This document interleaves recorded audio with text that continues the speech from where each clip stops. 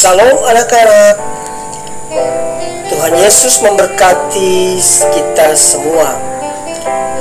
Nama lengkap Pak Guru adalah Riko Yapi Charlie Korputi. Anak-anak cukup memanggil dengan sebutan Pak Riko. Baik anak-anak, kita akan menyanyi sebuah lagu yang berjudul Ku Tetap Setia.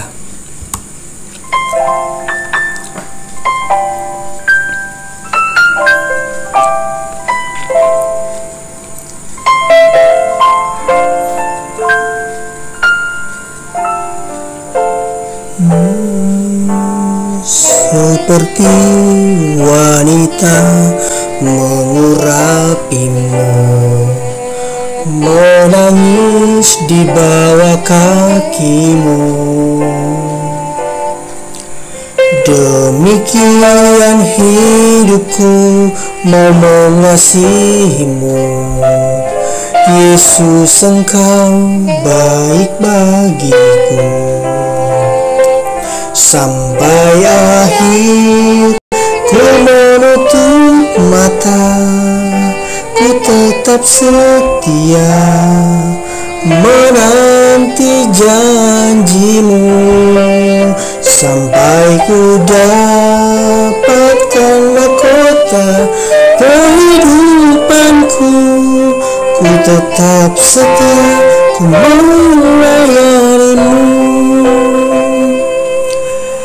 Lagu ini mengajarkan kepada kita untuk memiliki karakter mengasihi, karakter setia, dan rendah hati dalam membangun relasi dengan siapa saja dan terlebih kepada Tuhan. Marilah anak-anak, sebelum kita memasuki proses belajar mengajar, kita meminta tuntunan dari Roh Tuhan. Kita berdoa. Ya Allah, Bapa yang Maha Kuasa, kami hadir di sini sebagai guru dan peserta didik. Kami mohon kiranya Tuhan, Engkau mengurapi kami, memberikan hikmat kepada kami, sehingga kami dalam proses belajar nanti kami bisa menemukan makna belajar, dan melaluinya kami mengalami perubahan karakter. Berkatilah kami semua Tuhan. Hanya dalam nama Tuhan Yesus kami berdoa dan mengucap syukur. Amin.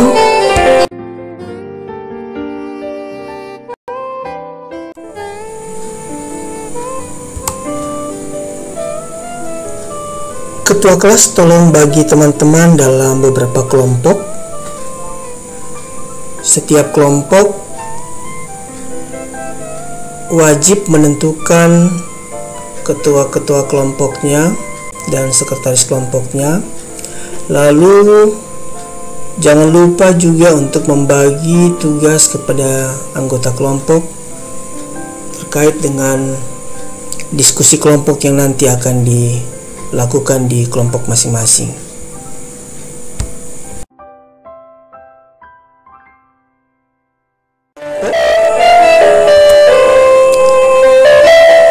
Guru ingin menyampaikan bahwa melalui proses pembelajaran kita hari ini dengan menggunakan problem based learning, peserta didik diharapkan dapat menunjukkan sikap yang mensyukuri karunia Allah bagi dirinya, mengembangkan perilaku ramah dalam pergaulan di sekolah, dan mampu menganalisis ciri-ciri dewasa secara iman Kristen, dan membuat karya yang berkaitan dengan ciri-ciri pribadi yang terus bertumbuh menjadi dewasa dalam Kristus. Ini tujuan pembelajaran yang akan kita capai dalam proses pembelajaran saat ini.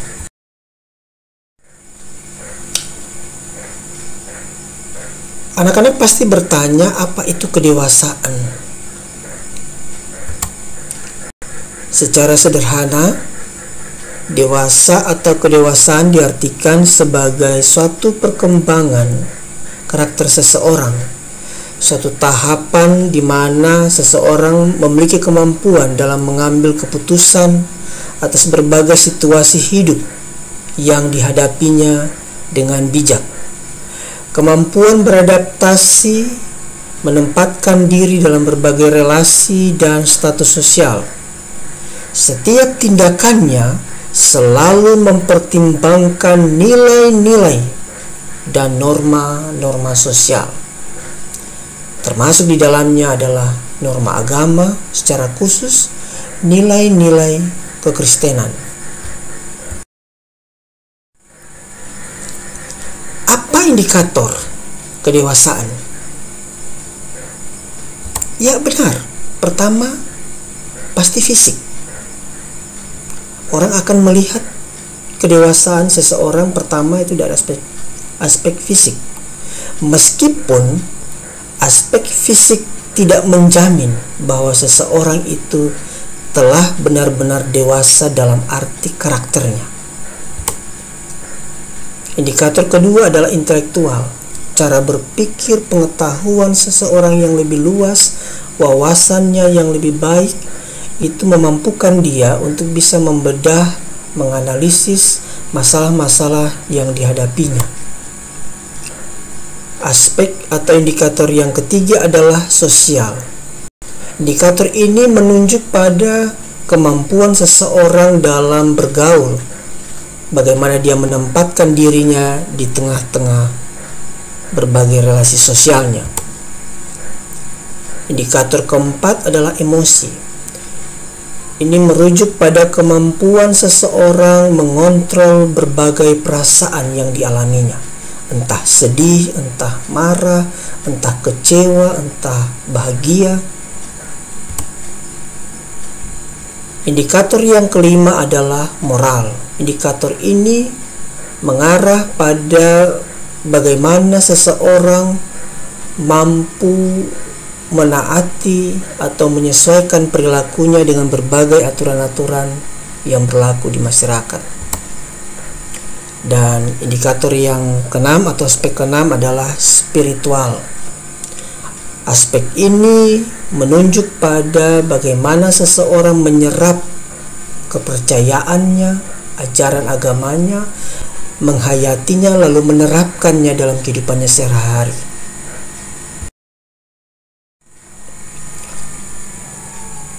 Fakta di masyarakat, kita menemukan bahwa ada orang yang menunjukkan karakter ketidakdewasaannya. Ada beberapa contoh dari sekian banyak contoh. Pak Guru ingin menyampaikan beberapa contoh. Kemarahan yang tidak terkontrol. Seringkali kemarahan yang tidak terkontrol itu menyebabkan seseorang mengeluarkan kata-kata yang kasar, menghina, membuli, bahkan sampai menyebabkan terjadinya tindakan kekerasan fisik terhadap orang lain. Bergaul didasarkan pada aspek primordial. Ada orang-orang dan barangkali juga dalam lingkungan anak-anak remaja, pergaulan mereka selalu dipengaruhi oleh unsur primordial. Saya mau bergaul dengan teman ini karena dia satu suku, karena dia satu agama, karena dia satu ras. Itu adalah cara pergaulan yang menggambarkan bahwa orang itu tidak dewasa secara sosial. Atau juga sikap memandang rendah orang lain, bahkan tidak percaya diri atau memandang rendah diri sendiri juga adalah bentuk karakter ketidakdewasaan. Mengapa? Karena kita tidak mensyukuri apa yang Tuhan berikan pada kita. Musim akan selalu berganti, kasih Tuhan tetap abadi.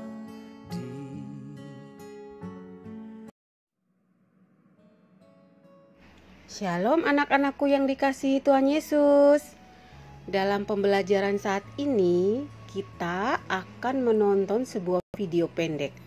Video ini mengisahkan tentang seorang anak yang marah kepada kedua orang tuanya karena menurut si anak tersebut orang tuanya lebih menyayangi adiknya daripada dia. Video ini memiliki kaitan dengan bagaimana sebaiknya karakter seorang remaja Kristen di dalam kehidupannya sehari-hari. Oke, mari kita saksikan bersama dan selamat menyaksikan.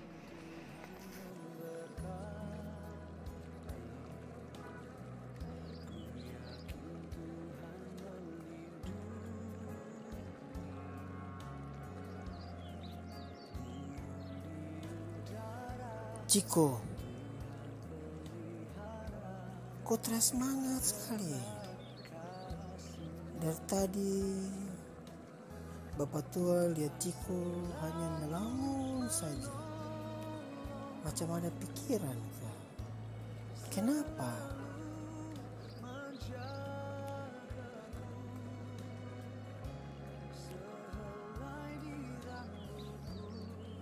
Bapak tua, kenapa Bapak dan Mama lebih sayang Ade Rita daripada saya? Siapa yang tidak suka Ade Rita? Siapa paling benci Ade Rita?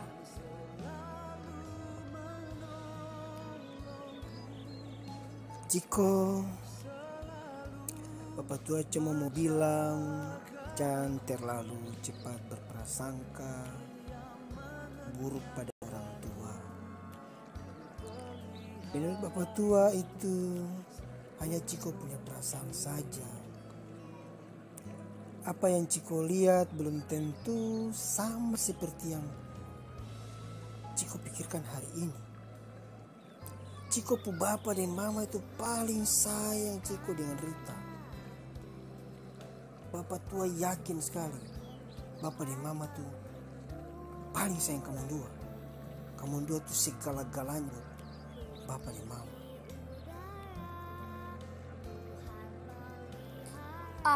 Tidak Bapak tua, ini saya alami langsung. Kenapa Bapak tua bilang macam gitu? Coba lihat, semua yang ada Rita minta pasti Bapak dan Mama di. Tapi coba saya tak pernah. Kalau saya yang minta pasti Bapak tanya, ini untuk apa? Manfaatnya apa? Ciko, kok belum saatnya? Itu bukan yang utama. Tapi kalau ada Rita yang minta, tuh hari pasti saat itu langsung Bapak dan Mama kasih.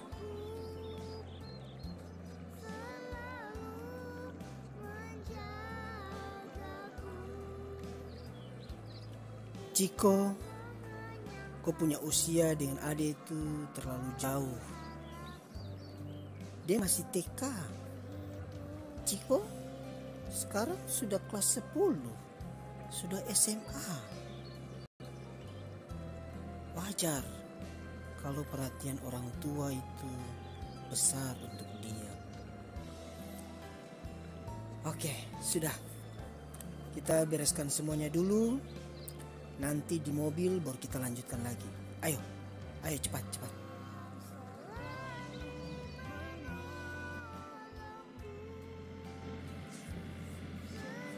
Oh ya Ciko, kita lanjutkan percakapan tadi ya. Menurut Bapak tua, umumnya orang tua waktu dia mau kasih sesuatu untuk anak-anak itu selalu ada alasan, ada dasar. Biasanya itu dong kaitkan dengan pendapatan. Kalau dong mampu dong beli, kalau dong tidak mampu ya dong bilang dong tidak mampu. Tapi kalau unsur ini menurut Bapak tua cukup orang tua mampu. Jadi ini bukan unsur yang pas buat Ciko punya orang tua. Kalau dorang tidak kasih buat Ciko berarti ada hal lain yang jadi penyebab.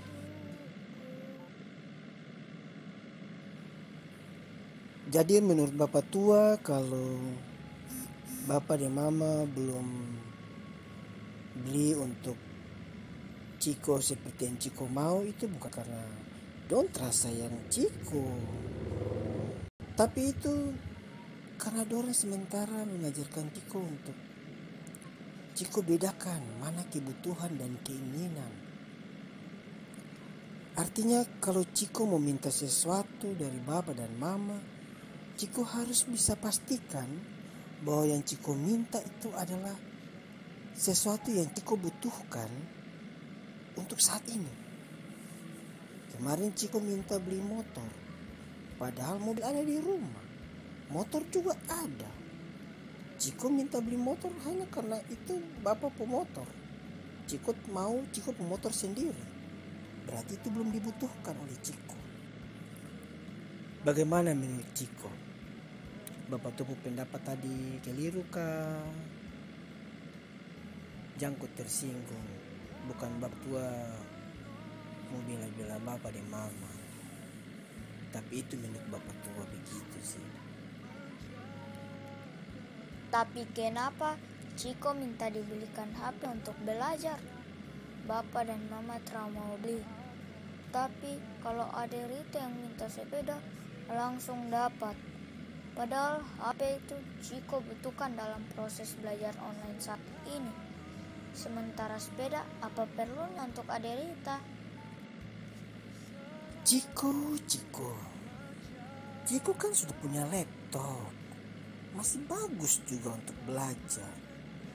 Ciko punya HP juga masih bagus kok kalau bapak tua lihat. Rita butuh sepeda itu untuk proses belajar di rumah. Adik Rita tuh kan masih TK, dia butuh belajar untuk motoriknya, gerakan-gerakan tubuhnya, keseimbangannya. Sepeda itu salah satu alat belajar motorik untuk adik Rita, juga untuk kesehatan adik Rita. Jadi memang adik Rita perlu sepeda itu.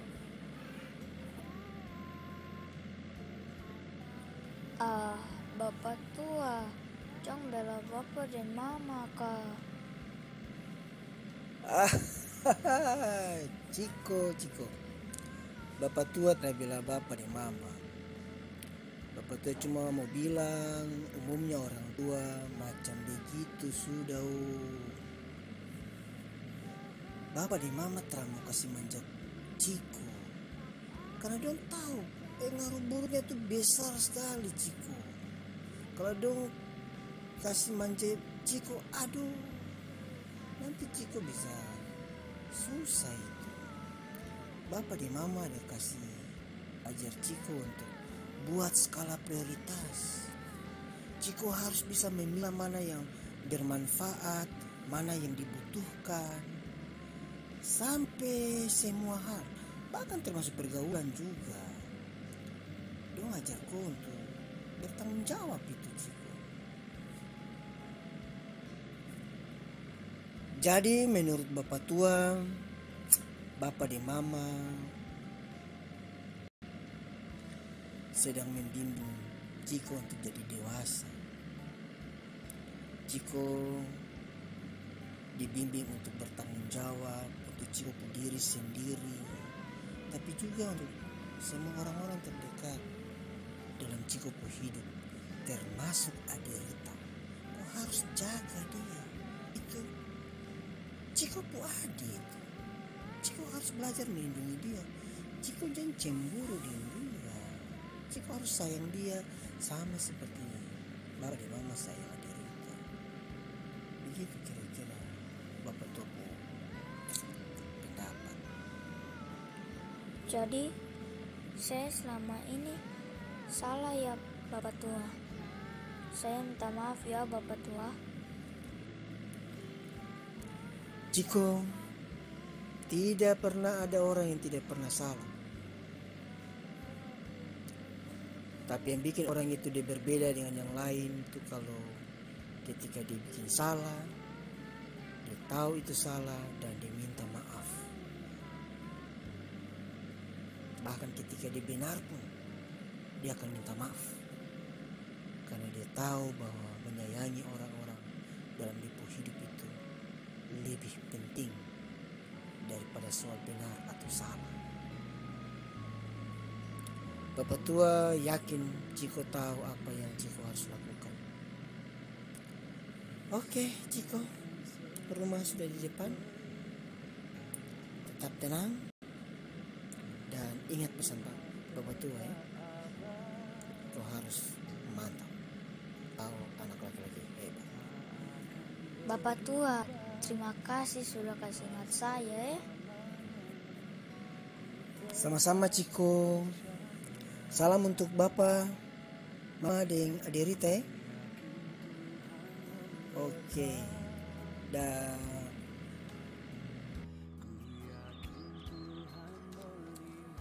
Hai Ciko, sudah pulang ya sayang?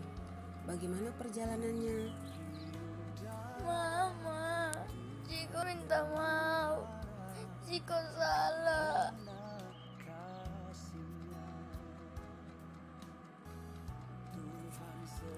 Mama tidak marah nak, Mama sayang sekali sama Ciko. Ayo mandi, biar kita makan sama-sama.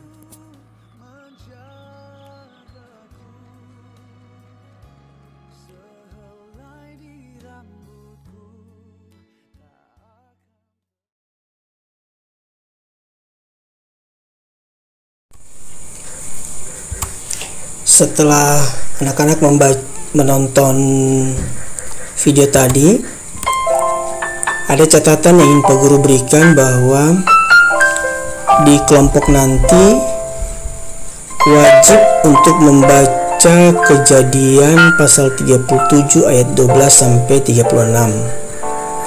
Anak-anak harus membaca bagian ini karena memiliki kaitan erat dengan video tadi. Kejadian pasal 37 ini bicara tentang keluarga Yakub, bagaimana sikap anak-anak atau saudara-saudara dari Yusuf terhadap Yusuf. Ini bagian dari pembentukan karakter dalam keluarga.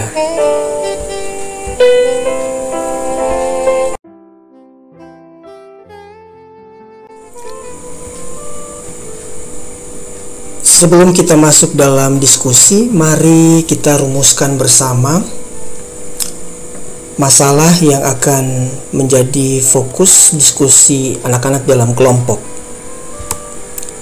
Yang pertama, faktor-faktor apa yang berpengaruh dalam pembentukan karakter anak dalam keluarga menjadi dewasa? Kedua, mengapa seorang remaja Kristen dituntut menjadi dewasa dalam iman kepada Kristus? Dan yang ketiga, bagaimana bertumbuh menjadi dewasa dalam iman kepada Kristus? Tiga rumusan masalah ini yang akan anak-anak kaji dalam kelompok masing-masing.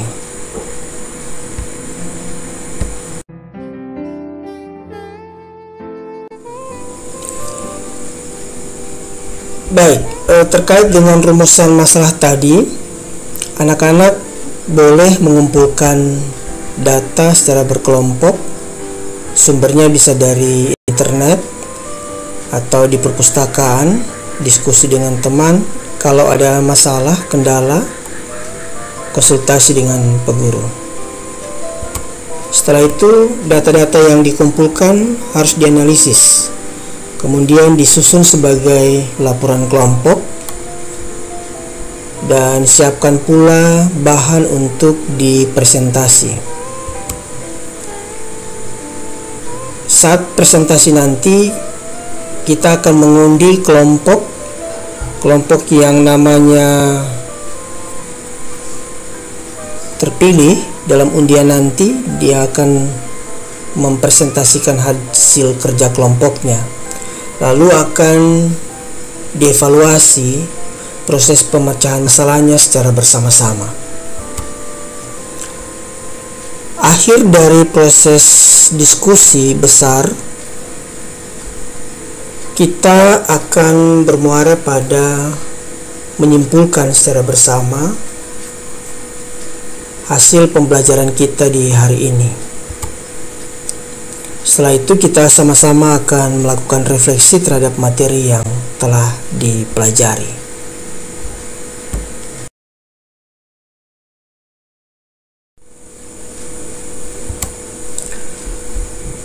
Pak Guru nanti akan memberikan tes uraian tertulis tentang materi yang baru dipelajari. Ada 5 nomor dan itu dikerjakan secara individu. Tugas untuk membuat karya untuk dikumpulkan minggu depan adalah puisi yang bertemakan persahabatan.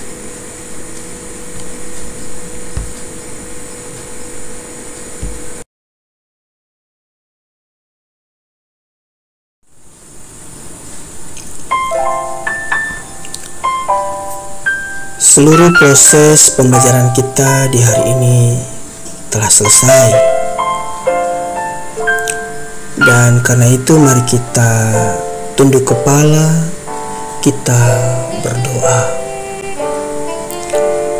Terpujilah Allah, Bapa yang Maha Kuasa, betapa luar biasa kasih-Mu bagi kami.